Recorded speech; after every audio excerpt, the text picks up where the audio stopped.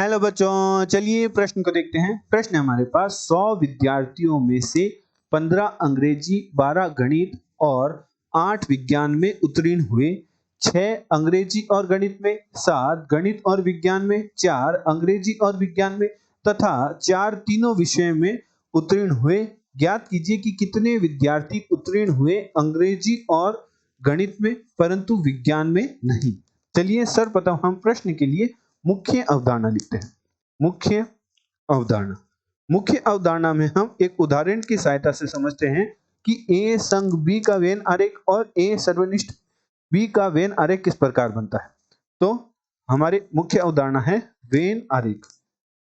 उदाहरण के तौर पर मान लीजिए हमारे पास एक U परिमित सर्वनिष्ठ समुच्चय है जिसके अवयव मान लीजिए हमारे पास है 1 2 3 4 5 6 7 8।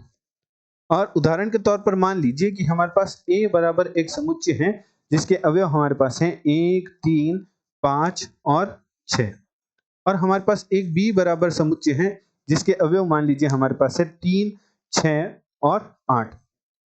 तो हमारे पास जो A संग B प्राप्त होगा, A संग B हमारे पास प्राप्त होगा समुच्चय जिसके अवयव हमारे पास होंगे A समुच्चय तथा B समुच्चय में जो अवयव आ रहे हैं वह सभी अवयव तथा उभयनिष्ठ अवयवों को एक बार लिखेंगे। तो हमारे पास A संग B हमारे पास जो समुच्चय हो जाएगा उसके अवयव हमारे पास हो जाएंगे 1 3 6 और 8। और A सर्वनिष्ठ B को हम कुछ इस प्रकार प्रदर्शित करते हैं जिसका मान बराबर होगा समुच्चय तथा A सर्वनिष्ठ का मान बराबर हमारे पास समुच्चय होगा जिसके अवयव हमारे पास होंगे A समुच्चय तथा B समुच्चय में जो हमारे पास उभयनिष्ठ अवयव आ रहे हैं वे हमारे पास A सर्वनिष्ठ B के अवयव होंगे। तो A तथा B समुच्चय में हमारे पास जो उभयनिष्ठ आ रहे अवयव हैं वे 3 और 6 हैं। तो हमारे पास A सर्वनिष्ठ B के समुच्चय के अवयव हमारे पास हो जाएंगे 3 और 6। तो हमारे पास A संग B का वेन आरेख कुछ इस प्रकार बनेगा। यदि हमारा जो U है वह हमारा यदि U परिमित सर्वनिष्ठ समुच्चय U है जिसके अवयव हमारे पास है 1 2 3 4 5 6 7 8। तो हमारा मान लीजिए ये A समुच्चय है और ये हमारा B समुच्चय है। तो ये निम्न छायांकित भाग है वह हमारा A संग B को प्रदर्शित करेगा, A संग B के समुच्चय को प्रदर्शित करेगा।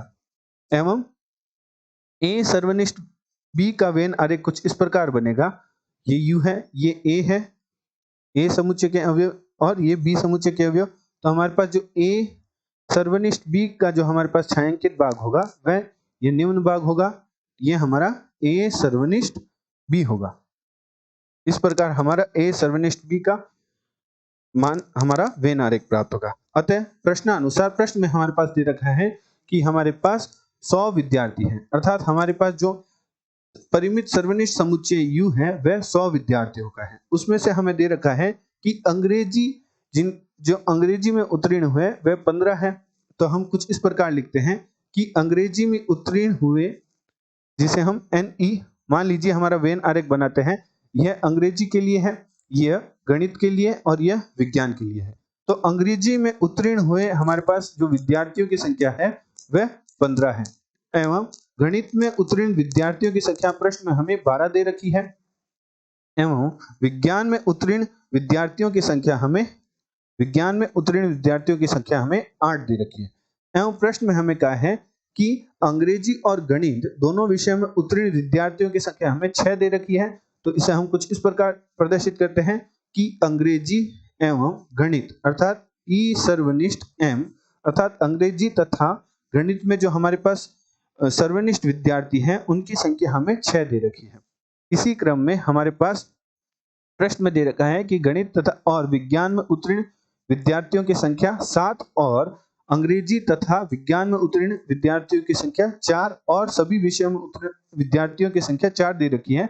तो उसे कुछ हम इस प्रकार लिखेंगे कि हमारे पास M सर्वनिष्ठ S है वह हमें दे रखा है 7 और हमारे पास दे रखा है कि तीनों विषयों में उत्तीर्ण विद्यार्थियों की संख्या हमें 4 दे रखी है। तो हम जो हमारा वेन आरेख है वह कुछ इस प्रकार बनाते हैं कि यह हमारा परिमित सर्वनिष्ठ समुच्चय है जिसमें विद्यार्थियों की संख्या हमारे पास कुल 100 है, जिसमें हम वेन आरेख को निम्न भागों में तोड़ते हैं A, B, C, A B C और डी ई एफ और जी। तो हमारे जो अंग्रेजी के विद्यार्थियों की संख्या है, प्रश्नानुसार प्रश्न में हमें कहा है कि अंग्रेजी में उत्तीर्ण विद्यार्थियों की संख्या हमें 15 दे रखी है। तो अंग्रेजी में उत्तीर्ण विद्यार्थियों की संख्या हमारे पास कौन कौन सी होगी? A plus D plus E plus G का जो मान है वह 15 के बराबर होगा। इसी क्रम में हमारे पास गणित में उत्तीर्ण विद्यार्थियों की संख्या हमें दे रखी है 12। तो हमारे पास बी प्लस डी प्लस जी प्लस जो एफ का मान है वह बराबर होगा 12 के, क्योंकि डी बी जी एफ है वह गणित के विद्यार्थियों का हमारे पास समुच्चय है। तो गणित के जो हमारे पास गणित विषय में उत्तीर्ण विद्यार्थी हैं उनकी संख्या हमें 12 दे रखी है, एवं विज्ञान में उत्तीर्ण विद्यार्थियों की संख्या हमें दे रखी है 8। तो सी प्लस ई प्लस जी प्लस एफ का मान हमें दे रखा है 8 के बराबर। एवं प्रश्न में हमें कहा है कि अंग्रेजी एवं गणित में उत्तीर्ण विद्यार्थियों की संख्या हमें 6 दे रखी है। तो हमारे पास गणित एवं अंग्रेजी, तो गणित एवं अंग्रेजी में जो उत्तीर्ण विद्यार्थी हैं उन दोनों विषयों में उत्तीर्ण विद्यार्थी हमारे पास हो जाएंगे डी प्लस जी के बराबर। तो हमारे पास डी प्लस जी का जो मान है वह हमें दे रखा है 6 के बराबर। साथ ही साथ हमें प्रश्न में दे रखा है कि गणित एवं विज्ञान में उत्तीर्ण विद्यार्थियों की संख्या हमें दे रखी है 7, अर्थात जी प्लस एफ का मान हमें दे रखा है 7 के बराबर। एवं गणित एवं विज्ञान में उत्तीर्ण विद्यार्थियों की संख्या हमें दे रखी है 7, एवं सभी विषयों में उत्तीर्ण विद्यार्थियों की संख्या हमें दे रखी है जी बराबर हमें दे रखा है, वह हमें दे रखा है 4 हमें दे रखा है। तो हमें एवं प्रश्न में हमें एक और मान दे रखा है जो कि हमें दे रखा है कि गणित एवं विज्ञान हो गया अंग्रेजी और विज्ञान। अंग्रेजी और विज्ञान का हमने यहाँ दर्शाया नहीं है। तो अंग्रेजी एवं विज्ञान में उत्तीर्ण विद्यार्थियों की संख्या हमें 4 दे रखी है, जिसे हम लिख सकते हैं अंग्रेजी एवं विज्ञान में उत्तीर्ण विद्यार्थियों की संख्या को हम लिखें तो ई प्लस हमारे पास जो जी है वह हमें 4 दे रखा है। तो प्रश्न में हमें कहा है कि हमें ऐसे विद्यार्थियों की संख्या, उत्तीर्ण विद्यार्थियों की संख्या ज्ञात करनी है जो अंग्रेजी और गणित में उत्तीर्ण हो परंतु विज्ञान में नहीं हो। तो अंग्रेजी और गणित में उत्तीर्ण हो परंतु विज्ञान में ही नहीं हो, तो अंग्रेजी और गणित में उत्तीर्ण विद्यार्थी हमारे पास हो जाएंगे जो कि हमारे पास होंगे डी प्लस जी होगा, डी प्लस जी होगा जो कि अंग्रेजी और गणित में होंगे, परंतु जी में हमारे पास क्या है, विज्ञान में उत्तीर्ण विद्यार्थियों की संख्या भी शामिल होगी।